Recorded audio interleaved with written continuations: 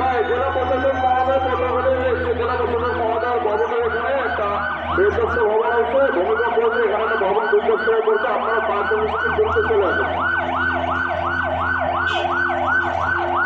দর্শক আপনারা দেখতে পাচ্ছেন ইতিমধ্যে একটি ভূমিকম্প হয়েছে কতগুলো জেলা প্রশাসক মহোদয় কার্যালয়ের ভিতরে। এখানে আমাদের অলরেডি আমরা দেখতে পাচ্ছি এখানে ফায়ার টিম চলে আসছে এবং উত্তর টিম অলরেডি চলে আসছে আমাদের উপরে।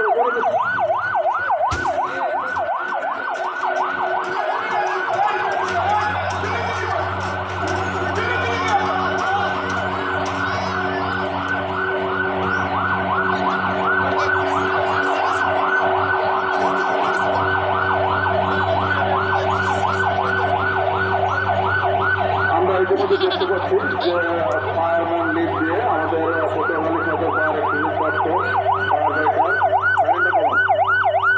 ফায়ার ফাইটার সে তার উদ্ধার করে নিয়ে আসতেছে লেডারের মাধ্যমে। উপর থেকে কিভাবে আসলে লোকজন উদ্ধার করে নিয়ে আসা যায় আপনারা ইতিমধ্যে দেখতে পাচ্ছেন। ফায়ার সার্ভিসের দক্ষ কর্মীরা তারা কিভাবে ফায়ারম্যান লিফট দিয়ে লেডারের মাধ্যমে আমরা উদ্ধার করে ইতিমধ্যে দেখতে পাচ্ছি উপরে দ্বিতীয় তলায় হয়তোবা ট্রেন থেকে চাপা পড়ে কিছু লোক আটকা পড়ে আছে।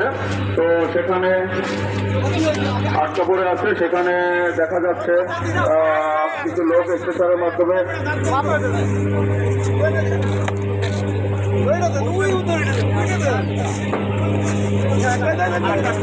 এই ইতিমধ্যে দেখতে পাচ্ছি উপর থেকে কিছু রেস্কিউয়ার তারা স্টেশনের মাধ্যমে স্বেচ্ছাসেবী সংগঠনের ভিতর থেকে কিছু লোক এখানে উদ্ধার করে নিয়ে আসছে। আমরা অলরেডি দেখতে পাচ্ছি এখানে আরো ভিতরে অনেক লোক আটকা পড়া আছে যতটুকু জেনেছি আমরা।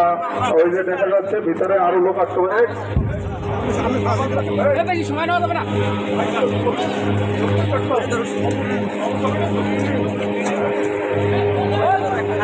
দর্শক আমরা অথবা এখানে দেখতে পাচ্ছি বিধ্বস্ত ভবনে যেখানে ভূমিকম্প হয় যে ভবনটি বিধ্বস্ত হয়েছে সেই ভবনের মধ্যে ইতিমধ্যে আবার আগুন লেগে গেছে।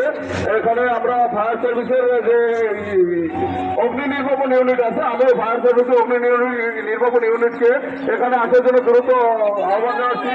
ফায়ার সার্ভিসের অগ্নি নির্বাপন ইউনিট